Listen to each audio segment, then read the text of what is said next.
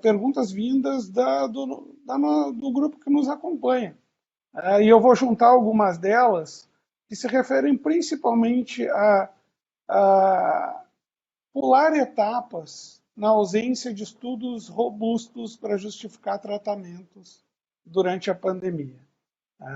A, a ciência, infelizmente, não consegue explicar todas as condutas seguras e centradas. Como controlar o impulso da fé? Nesse momento, os passos para liberar alguma droga através dos estudos robustos estão sendo pulados. É desespero ou pragmatismo para conter o número de mortes e internamentos? Quais vocês acham que são os fenômenos por trás disso? E como a gente pode evoluir para que, além da nossa visão otimista atual, isso se concretize em uma mudança do pensamento diante de tudo que nós temos visto? Eu acho, Renato, que nesse aspecto a epidemia traz algo muito de novo. Porque num cenário anterior à epidemia, onde a ciência era praticada com calma, com método, com rigor, com tempo, você pegava um monte de estudo observacional na bancada de um tomador de decisão, que para determinada doença tinha ali algumas opções de tratamento a partir de estudos observacionais e ia usar deles para escolher algum para investir e fazer um ensaio clínico e tentar responder a questão. Então, como evidência preliminar, estudo observacional é válido, é importante e deveria continuar sendo importante. Mas no momento atual da epidemia, como a pressa tomou conta, e mais do que a pressa, as pessoas já se decidiram entre terapias boas e ruins, né? A despeito das evidências preliminares, não tem mais validade nenhum estudo observacional para tentar compor esse conhecimento e eventualmente escolher por um ou outro ensaio clínico, né? A droga, do momento, a cloroquina, já dividiu as pessoas de tal forma que, nesse momento, não sei se o Luiz concorda, nós não precisamos de nenhum estudo observacional mais para a cloroquina, nem positivo, nem negativo. Isso só gera um lado tentando lacrar com o outro. Nós precisamos de um ensaio clínico para responder essa questão, que talvez, com a ciência como deveria ser feita, esse ensaio clínico deveria ser para outras coisas, não é nem para cloroquina, que a probabilidade pré-teste de funcionar é baixa. Mas eu acho que, nesse sentido, o momento desorganizou a ciência e realmente agora a gente precisa desse ensaio clínico, embora o Luiz não goste nem de falar o nome da droga, eu acho que ele é fundamental. É, Hein, Luiz? eu acho que, então, é uma coisa, Renato mencionou assim, a chegada, né, da pandemia. E a chegada da pandemia, na realidade, eu acho que forçou a gente a aprimorar um pouco a cognição médica, no sentido de saber diferenciar quando a gente está diante de um evento sistêmico, populacional, ou diante de um evento individual, diante de uma situação individual. A pandemia é sistêmica e essa é uma situação universal. É o mundo todo sozinho. É um único evento. E é um evento que, se a gente não conduzir bem, ele é catastrófico. Então, nesse momento, a gente tem que pensar mais no dano do que provavelmente do que na probabilidade de benefício. Okay? Então, nesse momento aí, a gente deve reduzir o paradigma probabilístico e utilizar a lei das precauções, porque é exponencial a consequência de uma omissão. Esse é um aprendizado que a gente deve absorver com medicina baseada em evidências, de identificar situações sistêmicas, interdependentes, contagiosas, onde o mundo todo é seu único paciente. As consequências são escaláveis, portanto, aí a gente não pode se omitir. Esse é um aprendizado, inclusive, para mim, porque em janeiro a minha predição foi mais ou menos choosing wisely. tratamentos de indivíduos que ficaram doentes devido à pandemia, ok? Você tem uma pandemia. Qual é o efeito da pandemia? Provocar doença, ok? Aumentar a probabilidade de alguém ficar doente. Se eu estou numa pandemia, a probabilidade de eu ficar doente é maior do que se eu não estou na pandemia, ok? No entanto, quando dentro da pandemia eu me torno doente, esse paradigma muda de populacional para individual. Eu sou um doente. No meu leito ao lado, se não houvesse isolamento, estaria um paciente com sepse bacteriana, com a mesma mortalidade, e que o paradigma é o mesmo. Eu não uso vitamina C em sepse, embora muitos acreditem que usa, tem aí alguns trabalhos preliminares. Eu não uso, Guilherme não usa, Renato não usa vitamina C em sepse. Por que eu vou utilizar antimalárico em coronavírus, em Covid-19? É o mesmo paradigma individual. O paradigma é o mesmo. Eu não estou dando antimalárico para uma pandemia. Eu estou dando para um paciente que ficou doente devido à pandemia. Agora é o raciocínio individual. E os mesmos princípios se adequam, que é o princípio das consequências não intencionais. E aí eu não estou falando de evento adverso. Eu acho muito pequeno falar de evento adverso, antiarrítmico, nem descrito isso tá, qual é a incidência. Não, as consequências não intencionais são imprevisíveis. As consequências culturais, psicológicas, entendeu? Você confundir religião e ciência baseada ou medicina baseada em ciência. Isso tem uma série de consequências sociais que não é interessante. Então não é só assim um efeito colateralzinho que vai dar ali no paciente, não. É o todo, são as consequências não intencionais como um todo. E a gente perde também a percepção de que o paradigma é probabilístico. Ok? Então há um prejuízo. Há um prejuízo também do ecossistema científico, porque principalmente nesse momento de crítico, a gente tem que pegar o ecossistema científico e transformar ele mais eficiente do que ele é.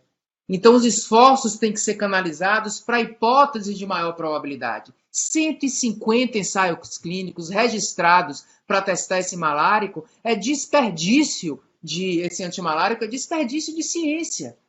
Porque você imagine, na realidade, tem que estar sendo investido em situações de probabilidade de pré-teste maior, e aí a gente vai ver ali o que é que vai surgir de mais promissor. Então, o próprio campo científico fica enviesado em relação a isso. É interessante a gente considerar a probabilidade a priori para depositar, para investir os nossos esforços científicos nas melhores hipóteses. Não dá para investir esforço científico em hipóteses esdrúxula. Ou então faça um só, mas 150 é brincadeira, 150 ensaios registrados aí, a maioria inclusive de má qualidade metodológica, porque parece que é uma corrida pelo protagonismo científico, ou um heroísmo científico, e não, na realidade, a tentativa. Aliás, quem está falando em ciência também está se querendo fazer de herói nessa discussão, que já chegou a ser uma discussão caricatural. Né? E, Luiz, então, eu acho que o paradigma é esse. Na hora que eu estou numa pandemia, mas eu tenho que raciocinar. O paradigma que eu estou lidando aqui é o paradigma populacional ou é o paradigma individual? Indo para o paradigma individual, a gente tem visto muito apoio ao uso individual de medicamentos.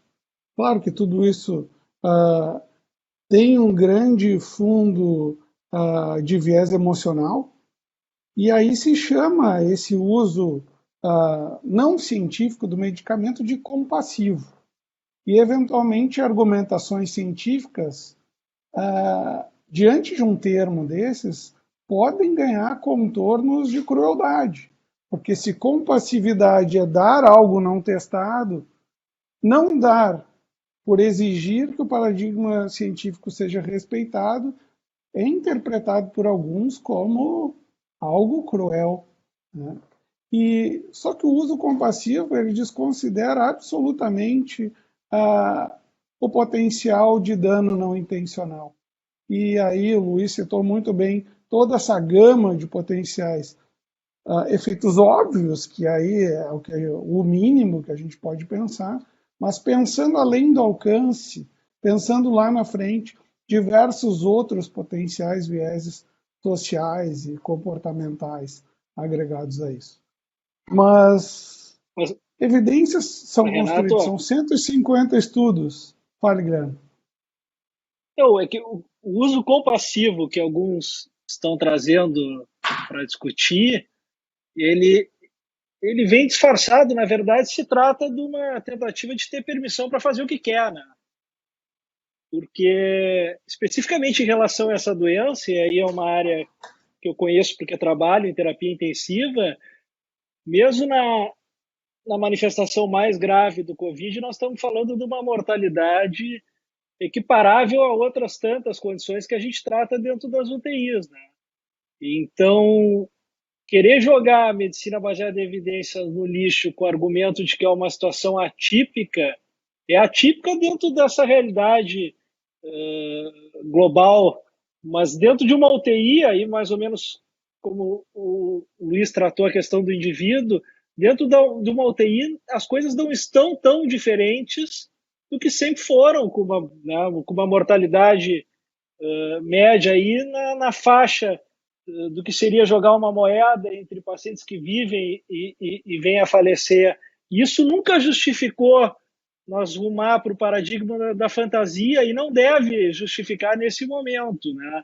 O uso compassivo faria sentido num paciente muito específico, né, que está morrendo, e não é a realidade da imensa maioria dos pacientes com Covid que a gente trata dentro da terapia intensiva, e boa parte deles saem de lá, sobrevivem, né? Então, não é o caso para a maioria das vezes que estão querendo justificar o uso compassivo está sendo usado para tentar fazer o que se quer fazer. E eu acho que esse outro argumento que você falou, de que porque a gente está diante de uma pandemia, tudo agora é justificável, eu acho até injustiça com os pacientes que estão doentes de outra coisa que não são provocados pela pandemia e eles não têm o direito de receber as outras coisas, né? Vamos supor que Ou eu proteção para tivesse eles, né? no ano passado, vamos supor que eu tivesse uma infecção grave, uma pneumonia grave por H1N1. Ali eu não deveria fazer fantasia e agora também uma infecção grave por coronavírus eu posso fazer porque eu estou Claro. diante de uma pandemia. É injustiça com o outro, aliás, que eu achava que não devia fazer. Então, essa é a falta de perspectiva de que o paradigma individual é o mesmo e a racionalidade médica deve prevalecer. Eu falo em consequências não intencionais. Eu não sei qual será a consequência para aquela paciente. O paradigma das consequências não intencionais, ele é múltiplo e é imprevisível. Se nós passarmos a tomar decisões individuais com base em racionalidade, consequências não intencionais vão ocorrer para nosso ambiente, para nossa sociedade e para nossos pacientes. Que consequências são essas? Não sei. Consequências não intencionais são imprevisíveis. Agora, ao optar pela irracionalidade, a gente abre a guarda para essas consequências não intencionais. Agora, A lógica não respaldada pelo empirismo, né? Agora, um cuidado que a gente tem que ter é com o discurso científico, que está virando religioso também, entendeu? As pessoas dizem assim, eu tenho, não. Por que você faz isso? Porque isso é científico. Que resposta é essa? Isso é científico. Como se ciência fosse um dogma. Então, as pessoas, nessa discussão atual, estão usando ciência como um dogma. Todo mundo está, inclusive, banalizando essa palavra científica, né? Porque é científico é como se fosse a voz de Deus, e aí eu tenho que seguir. O que é isso científico, né?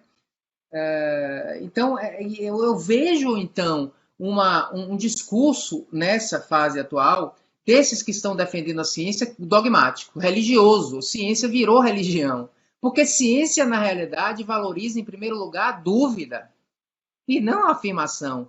E existe um discurso pretensioso, primeiro que não compreende muitas vezes a fragilidade, é uma fragilidade de quem está prescrevendo antimalárico para coisa. É uma fragilidade, mas não compreende essa fragilidade. Acusa, criminaliza esse ato, que não é um ato criminoso. Na maioria, tirando aí esses esdrúxulos líderes, ou alguns que estão aí nas redes sociais querendo protagonismo, né? Quem está na linha de frente, às vezes prescrevendo uma fantasia, É uma fragilidade da pessoa, ela está na linha de frente, se sentindo vulnerável, e aquilo ali é o quê? É um talismã para ela e para aquele paciente. Entendeu? Então a gente tem que, de alguma maneira, compreender isso aí. No entanto, o discurso científico parece não compreender. Né? Assume uma posição dogmática como se aquilo fosse pecado. Aquilo não é pecado, é irracionalidade. Aquilo não é pecado, é fragilidade. Fragilidade de alguns até intelectual, mas eu não vou ser pretensioso a ponto de dizer isso também, só isso. Na realidade, é uma fragilidade natural do ser humano de estar ali e precisar de um talismã. Todos precisamos de talismãs em diferentes situações na vida. Agora, eu acho falta de criatividade que o talismã seja um antimalárico. A gente está perdendo tempo com essa discussão e poderíamos inventar diferentes talismãs para acalentar a alma dos familiares dos pacientes graves de Covid,